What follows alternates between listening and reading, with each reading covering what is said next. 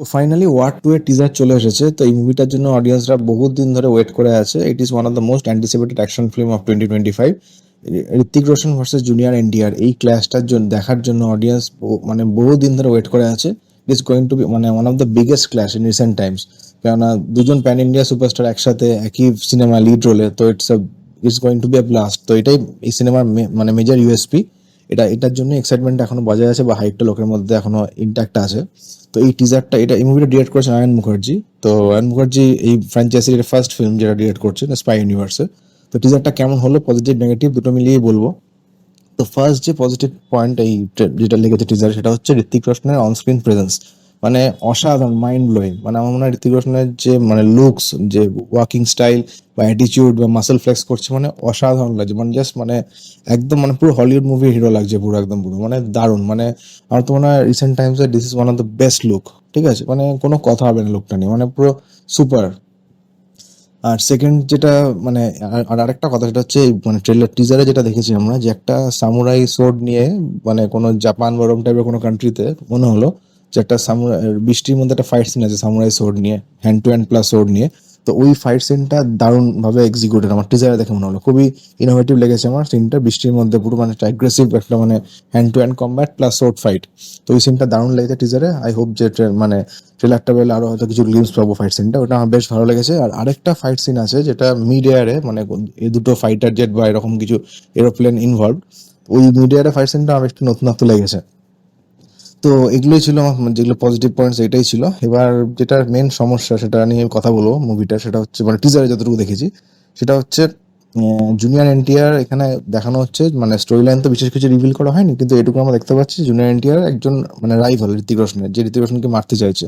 এবার কেন মারতে চাইছে, কি ব্যাক স্টোরি বা কি এর মোটিভ, সেটা এখনো রিভিল হয়নি। হয়তো ট্রেলারে দেখতে পাবো আমরা কিছুটা। তো ঋত্বিক রোশনের রাইভাল হিসেবে জুনিয়র এনটিআর কে, উইথ অল ডিউ রেসপেক্ট, এখানে ঠিক মানে ঠিক যেন কোনো একটা সামথিং মিসিং, মানে ঠিক মানাচ্ছে না, ঠিক খাপ খাচ্ছে না। ঠিক আছে, মানে সেটা মানে অ্যাপিয়ারেন্সের জন্যই হোক বা স্ক্রিন প্রেজেন্স বলুন, বডি ল্যাঙ্গুয়েজ বা ফিজিক্যাল যে স্ট্রেংথ, সবকিছু মিলিয়েই বলছে মানে ঠিক জুনিয়র এনটিআরকে অ্যাজ এ অ্যান্টাগনিস্ট বা অ্যাজ এ রাইভাল বা যেভাবে ওনাকে প্রেজেন্ট করা হয়েছে, ঠিক মানে খাপ খাচ্ছে না ঋতিক রোশনের পাশে। একটু বেশ মানে ম্যাচ করানো যাচ্ছে না, মানে অ্যাজ এ রাইভাল বা অ্যাজ এ অ্যান্টাগনিস্ট ঠিক মানে সামথিং ইজ মিসিং। এবার সিনেমাটা দেখলে বা ট্রেলারটা দেখলে আমরা জানতে পারবো এই ক্যারেক্টারটার ব্যাপারে, যে সে কিভাবে অপারেট করে বা তার কি মোটিভ বা সে কিরম ধরনের ক্যারেক্টারের অত ডিটেলস তো আমাকে জানতে পারিনি, কিন্তু টিজারে তাকে একদমই বেমানান লাগছে ঋতিক রোশনের পাশে। মানে আমার পার্সোনালি তাই লেগেছে। আর এবার জানি না, মুভিটা দেখলে বোঝা যাবে বা ট্রেলারটা দেখলে বোঝা যাবে, আরো জানা যাবে ব্যাপারটা, যে ক্যারেক্টার ডিটেলসটা আরো জানা যাবে। আরেকটা যেটা নেগেটিভ পয়েন্ট সেটা নিয়ে খুব মানে, সেটা হচ্ছে এত বড় একটা বাজেটের মুভি, মানে এত ভালো সাকসেসফুল একটা স্পাই ইউনিভার্স, তো তার ভিএফএক্স বা গ্রিন স্ক্রিন নিয়ে কথা ওঠা উচিত না। কিন্তু সেটা পরিষ্কার মানে টিজারে মানে কয়েকটা সিনে বা বেশ কিছু সিনে, অ্যাকশন সিন বলুন বা চেস সিনে, গ্রিন স্ক্রিনটা পরিষ্কার বোঝা যাচ্ছে ভিএফএক্স এর কাজটা খুব পুয়ার লাগছে। তো সেটা একদম আনএক্সপেক্টেড এরকম বাজেটের একটা মুভি।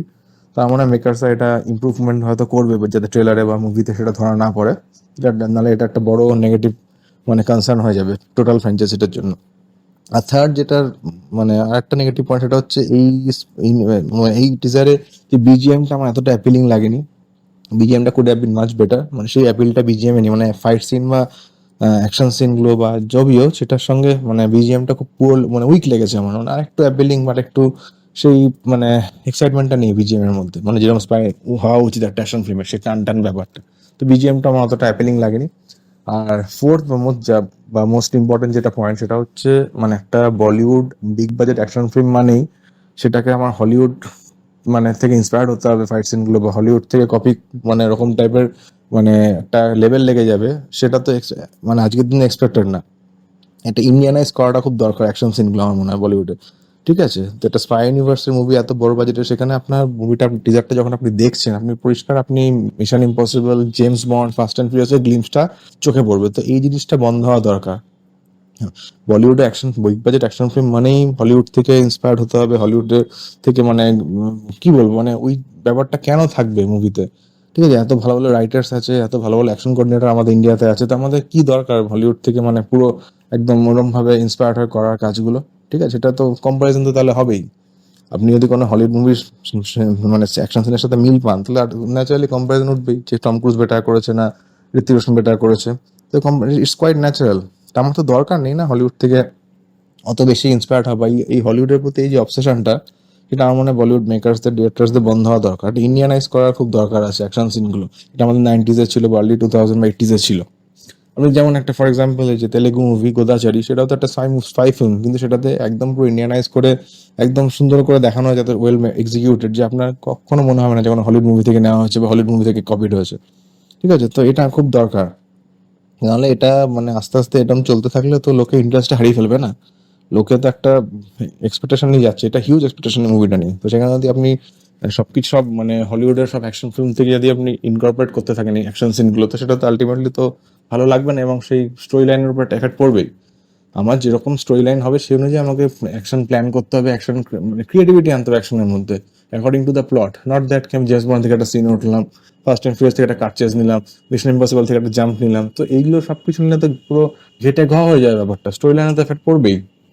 আমার একটা ফিল্মে তো সবকিছু দেখানোর দরকার নেই, জেমস বন্ডের stunt, car chase, Fast and Furious, সবকিছু তো আমার একটা সিনেমা মুভিতে তো সম্ভব না সব রকম। কেন ওই মুভিগুলো এক একটা নিজস্ব ব্যাকড্রপ আছে, নিজস্ব একটা মানে ব্যাকগ্রাউন্ড আছে, ঠিক আছে, নিজস্ব একটা নিজস্বতা আছে মুভিগুলোর। সবকিছু ইনকর্পোরেট করে দিলে একটা সিনেমার মধ্যে, তো সেটা তো একটু মানে লোকে তো কম্পারিজন করবে। আর লোকে পরিষ্কার এখন লোকে সবাই ওটিটি দেখে, প্রচুর মুভিজ লোকে দেখতে শুরু করেছে পোস্ট কোভিড, তো অটোমেটিক কম্পারিজন আসবে, লোকে বেশি করে কম্পেয়ার করতে থাকবে। তো আমার মনে হয় এই ব্যাপারটাকে নিয়ে ভাবা উচিত ফিউচারের জন্য, যাতে নিজস্বতা আসতে পারে আমাদের বলিউড অ্যাকশনে বা ইন্ডিয়ান ফিল্মের অ্যাকশন। নিজস্বতা দরকার, ইউনিকনেস দরকার, ইনোভেশন দরকার।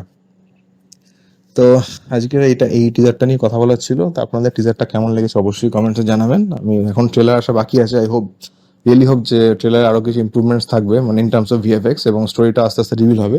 তো এটা one of the most anticipated movie. লোকের মনে এখন এক্সপেকটেশনটা, in spite of all this negative মানে পয়েন্টস, লোকের মনে এখনো একটা এক্সাইটমেন্ট বজায় আছে। মানে people are looking forward to see the clash between junior NTR and Hrithik Roshan. তো দেখা যাক কি হয়, let's hope for the best. তো যদি এটুকুই বলার ছিল, আপনাদের কেমন লাগলো টিজারটা অবশ্যই জানাবেন। তো টিল দেন আপনার নেক্সট ভিডিওতে নিশ্চয়ই আরো কোনো টিজার বা ট্রেলার নিয়ে আমরা রিয়াকশন দেবো। তো টিল দেন আপনারা সবাই ভালো থাকবেন, টেক কেয়ার।